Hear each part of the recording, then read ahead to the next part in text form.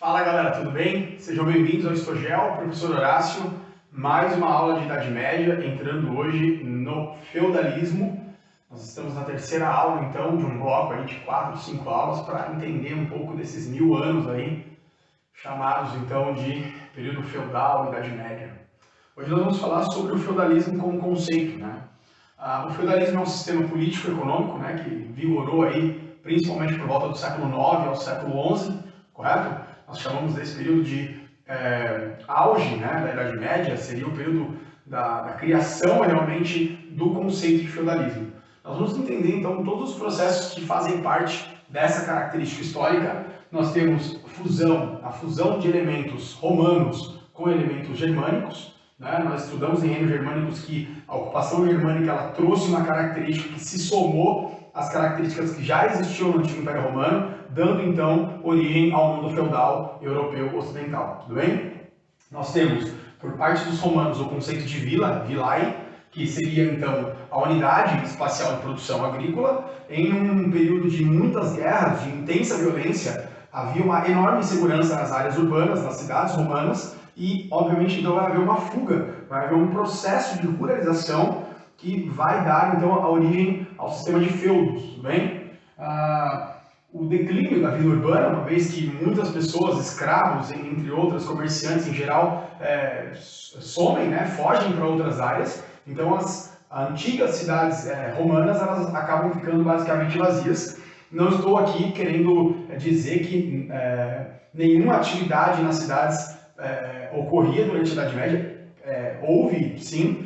O fato é que a vida rural se tornou predominante na Europa Ocidental, tá? Em detrimento à vida urbana. Lá no século XI em diante, vai haver uma revitalização da atividade urbana, da atividade comercial, que a gente vai estudar nas próximas aulas, tudo bem? Por parte dos germânicos, nós temos o conceito de uma economia natural. Então, os germânicos não utilizavam dinheiro, não utilizavam moeda, uma sociedade amonetária, correto? Tudo praticado basicamente através do escambo, da troca de uma mercadoria por outra, tudo bem? Nós temos também o conceito de comunidades guerreiras leais, o conceito de comitatus, que é a lealdade de um vassalo em relação ao senhor, em relação ao suzerano. Isso nós já falamos na aula de reinos germânicos.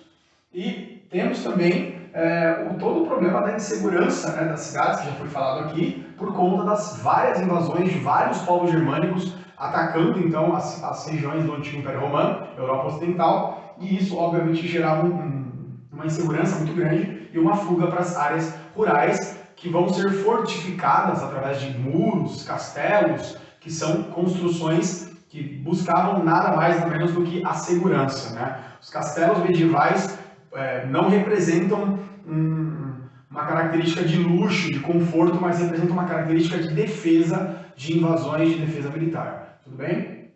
O Mediterrâneo, falamos desde a primeira aula, né, que o Mediterrâneo passa a ser um mar árabe, um mar muçulmano, ok? Então a Europa Ocidental basicamente fica impedida de comercializar com o Oriente, e isso obviamente termina de ruralizar e de tornar a economia europeia uma economia agrícola de subsistência, tudo bem? Cada feudo produz aquilo que precisa para subsistir. O comércio basicamente incipiente, insignificante, a partir aí do século VII, século VIII, até mais ou menos o século XI, quando o comércio volta a revigorar, volta a se desenvolver no território europeu ocidental. Tá bom? Seguindo aqui, nós temos o conceito de feudo, propriamente dito. O que seria o feudo, né? Seria a unidade produtiva. O feudo seria basicamente uma fazenda, um grande lote de terra que variava de país para país. Por exemplo, um feudo na França, no século X, chegava a ter 100 hectares, tá? Mas cada região tinha suas características próprias, onde hoje nós falamos Alemanha, Inglaterra, Portugal, Espanha, né? Nós vamos ter diferentes tamanhos, né? Uma média aí, colocando na casa de 80, 100 hectares, cada feudo, que é uma fazenda onde é feita toda a produção de alimentos, que vai sustentar, então, toda essa sociedade feudal. A sociedade é uma sociedade estamental. Significa que, se você não é suzerano, dono de terras, você está na segunda parte aí da sociedade, você é um guerreiro, é um nobre vassalo. Você é vassalo do suzerano, presta lealdade militar a ele em troca de terras e em troca de proteção. Depois disso, nós temos o clero. O clero é a Igreja Católica Apostólica Romana. Quem vai fazer parte do alto clero? Os nobres, tá certo? Então, os bem-nascidos, aquela galera que já tem terras, que já tem um sobrenome e assim por diante, serão então escolhidos para os grandes cargos da Igreja Católica. Quem não faz parte da nobreza, ou seja, os servos, os camponeses e os demais moradores marginalizados do feudalismo, vão compor então a classe de trabalhadores. Os servos vão trabalhar a terra e sustentar toda essa sociedade. E é quase impossível uma mobilidade social. Ou seja, as obrigações que os senhores de terras impunham aos servos eram tamanhas que não sobrava nada que pudesse dar a eles algum tipo de mobilidade social. Por isso que nós chamamos de uma sociedade estamental, uma sociedade que não se modifica, tudo bem? E, claro, existia na igreja, a gente vai falar aqui no próximo tópico, dois tipos de clero. O alto clero, então já entenda que era formado pelo Papa, pelos bispos, pelos cardeais e tal, era uma elite da igreja que obviamente era composta por nobres. E nós tínhamos do outro lado o baixo clero. O baixo clero podia sim receber pessoas de origem servil, de origem dos servos, tudo bem? Então já fica aí uma explicação sobre clero para vocês no feudalismo, tá bom? A servidão, que não é sinônimo de escravidão, apesar de ter algumas características, a servidão ela se dá por conta de uma dependência desses pobres, desses servos, em relação aos senhores de terra. Como havia muita violência, como havia muita invasão, muita guerra, os trabalhadores que não possuíam terras, ou seja, 90, 95% dessa população, ficavam na dependência de um senhor feudal, trabalhava para esse senhor em um regime de servidão, basicamente ficando apenas com a proteção e uma parte do alimento produzido para sua existência. E isso durou mais de 1000 anos, 1200, 1300 anos na Europa, por uma única e exclusiva razão, né? Essas pessoas elas estão presas à terra, estão presas a um senhor feudal por não terem posses, por não terem propriedades. Então aceitam essa condição de servidão por não ter outra opção. Isso vai começar a mudar também por volta do século XI, quando muitos servos começam a fugir dos feudos e vão morar nos burgos, né? Que são esses núcleos fortificados urbanos que vão dar origem ao comércio e a outras profissões, então, criando uma mudança, uma alteração, então, nesse quadro de feudalismo. Tudo bem? Seguindo aqui, nós temos 3 tipos de feudo, né? Ou 3 tipos de mansos, como são chamadas as terras. O manso senhorial, 50% de todas as terras, em geral as mais férteis, mais produtivas, ficam, então, sob uso exclusivo do senhor feudal, do suzerano. Os servos trabalham essas terras e toda a produção é destinada ao dono da terra, ao senhor feudal. Temos o manso servil, que é os outros 50% das terras, em geral menos produtivas, que vão gerar a subsistência dos servos, das suas famílias, etc. e tal. Tá? E nós temos, por fim, o manso comum, ou manso comunal, que são bosques, pastagens, áreas coletivas, que podem ser utilizadas ora para esportes, para a caça dos nobres, como podem ser usadas também como subsistência para os servos, que vão atrás de lenha, que vão atrás de uma caça, e assim por diante, tudo bem? Nós temos as obrigações servis, que são os impostos que os servos pagavam à igreja e aos senhores feudais. A corvéia é toda a produção das terras senhoriais, então tudo que era produzido em terra senhorial ficava para o senhor feudal. A talha, que é 50% da produção das terras servis. Então percebam que os servos só ficavam com o mínimo. Todo o excedente produtivo, que não era muito, ficava para o senhor feudal. Tá? Esse sistema ele acaba criando uma produção muito ineficaz. É muito improdutiva a agricultura medieval. Por quê? Não havia nenhum tipo de incentivo aos servos para trabalharem mais. Se eles trabalhassem muito ou trabalhassem pouco, eles sempre ficariam apenas com uma parte da produção. Então, não interessava tanto para eles, obviamente, que dada a falta de tecnologia, a falta de recursos técnicos para produzir, falta de conhecimento, né, de campo e tal, não, a produção agrícola da Idade Média, pelo menos até o século XIII, ela era realmente muito ruim, tudo bem? Por conta dessas obrigações que que não incentivavam o trabalho produtivo, um trabalho mais intenso por parte dos servos, ok? A banalidade é o uso de ferramentas do feudo, então quando os servos usavam um forno, um moinho, uma ponte, uma carroça, eles tinham que pagar em espécie um imposto chamado banalidade, que é o uso das ferramentas, e nós tínhamos por fim a mão morta. A mão morta chega a ser um imposto meio absurdo. Quando o pai da família de servos falecia, faltava, para que a família pudesse continuar trabalhando na terra servil, tinha que pagar uma taxa chamada mão morta. Tá? Então esse era um quarto imposto, uma quarta obrigação servil, que basicamente deixava os servos na condição de miseráveis. Tá? Estudos oficiais indicam que eles moravam em casas de palha, de madeira, né, palhoça, com um cômodo só, não tinham móveis, não tinham cômodos, não tinham banheiro. O padrão de vida de um servo é extremamente precário. A expectativa de vida, os estudos mais coerentes sobre isso falam em 30 anos, tempo médio de vida de um servo, dada então a precária condição de vida em que essas pessoas viviam. Tudo bem? Uma coisa interessante é que por mais de 1000 anos, pelo menos, ou aproximadamente 900, 1000 anos, não houveram grandes revoluções camponesas, tá? Grandes guerras camponesas.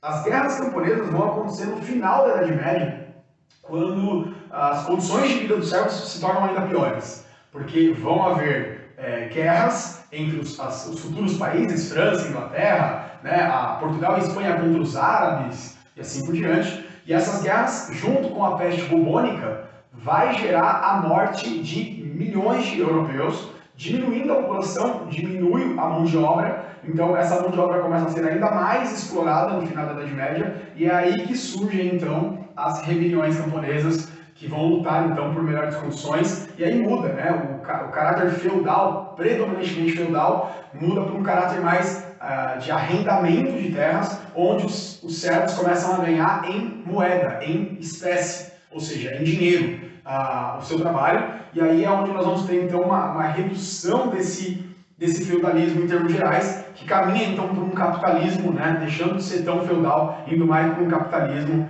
e assim por diante, tudo bem? Claro que tudo isso lá para o século XIII, XIV, XV, que é fruto então de novas aulas, tudo bem? Seguindo aqui, nós vamos ter então a Igreja Católica, dona de 1/3 das terras europeias, cobrando o dízimo, que era 10% de tudo que fosse produzido em um ano. Vejam que quando não é o senhor feudal, é a igreja então, né, abocanhando aí o trabalho dos servos, tudo bem? E o papel da igreja no feudalismo, eu gostaria de dar uma atenção para isso agora, ele é fundamental. No final do Império Romano, a grande parte do poder do Estado romano passou para a igreja. Então lá com Teodósio, 395, quando foi oficializado o cristianismo como religião oficial de Roma, vocês precisam entender que aquele poder que os imperadores tinham, parte dele pelo menos, passa então para o Papa, né? Que seria vamos dizer assim, o sucessor de Pedro, né? E a partir daí a igreja vai conquistando terras. No Império Franco, né, no Império Merovingio e Carolíngio, as conquistas francas, germânicas, vão cedendo cada vez mais terras para a igreja. A igreja passa a ter então um volume de quase 1/3 das terras, cobra o dízimo de todo o território europeu ocidental e oriental, porque não tinha ainda havido a separação entre a igreja católica do Ocidente com o Oriente, que é o cisma, né? A divisão em 1054, quando cria-se a Igreja Católica Grega, né, ortodoxa, e separa-se então da Igreja Católica Romana, tudo bem? Então a igreja tinha um poder absurdo, né? E o que a igreja oferece para essa população? Uma coesão, uma aglutinação ideológica. Eu acho que o papel da igreja, além de ser um papel econômico, domínio de terras, dízimos, etc. e tal, tem, acima de tudo, um poder ideológico. O cristianismo, ele cria uma sensação, ele cria uma ideia, pelo menos quando é manipulado por essas elites religiosas, de uma igualdade perante a Deus. E que aceitar essa condição ruim de vida vai te dar um benefício no paraíso. Ou seja, entre pobres, miseráveis, você cria um discurso de aceitação. Você justifica essa sociedade estamental utilizando, né, as ideias do cristianismo. Eu não estou querendo dizer para vocês que a Bíblia ou o cristianismo prega isso. Isso é o que é pregado pelos líderes das igrejas. Olha, toda a sociedade de servos, ela deve ser explorada porque essa é a vontade de Deus. Tá dando para entender? Então, a igreja justifica a desigualdade, justifica as injustiças sociais através do cristianismo, manipulando essa sociedade, enganando essa sociedade. De uma certa forma, isso acontece até os dias atuais, por conta de uma manipulação, né, dessas ideias, por conta de grandes lideranças de igrejas espalhadas pelo Brasil e pelo mundo. Tudo bem? Fica aqui para vocês a fragmentação dessa sociedade, ou seja, cada feudo tem um duque, tem um príncipe, tem um rei. Esses reis têm poder local e não central. Nós temos uma sociedade que a gente chama de sociedade do Antigo Regime, lá na Revolução Francesa, vocês vão estudar ainda, que é uma sociedade de ordens. Então nós temos os oradores, o clero, são aqueles que oram, os belatores, os nobres, guerreiros, aqueles que lutam, e nós temos os lavatores, os servos, aqueles que trabalham. Então, a sociedade é dividida entre os que oram, os que guerreiam, protegem a sociedade, militarmente falando, e os que trabalham. 90% da população, 95% da população. Tudo bem? A igreja é dividida em clero secular, clero regular. O que seria o secular? O clero que está próximo dos fiéis. O papa, o bispo, o padre. Então, são aqueles religiosos que estão próximos dos parocos, dos fiéis, fazendo aí as missas, os rituais religiosos, ensinando ali, pregando através de imagem, através de missa, através, enfim, de todo um sistema aí de ensino religioso que vai combater as heresias, os paganismos típicos daquelas sociedades nórdicas, né, que tinha uma cultura muito diferente da romana cristã. A igreja ela vai buscar a ortodoxia, ou seja, aplicar o que a Bíblia diz. Só que, óbvio, que a igreja romana não consegue fazer isso. Muitas festividades e muita da cultura romana, e muitas festividades e muita da cultura germânica são incluídas no cristianismo romano, por conta dessa mistura de povos que vai formar o feudalismo. E, obviamente, então, a igreja romana ela tem vamos dizer assim, um sincretismo muito grande, ela tem uma mistura muito grande com essas outras culturas e com essas outras religiões. Por volta do ano 529, surgiu a primeira ordem monástica, que aí a gente vai falar um pouco sobre o clero regular. O que seria o clero regular? Seria aquele clero afastado, isolado, os monges, né, que se isolavam, buscavam viver uma vida de castidade, né, não se casavam e procuravam não ter relações sexuais, e ficavam basicamente traduzindo a Bíblia, estudando, orando ali o tempo todo, estudando em seminários, né, que eram feitos nos mosteiros, dando origem às ordens monásticas. A primeira ordem monástica é a ordem de São Bento, que é a ordem beneditina, criada em 529. Tudo bem? Lá nas cruzadas, nós teremos ordens monásticas militares, como os templários, né, que vão surgir por volta do século XII, ali, durante as cruzadas. Tudo bem?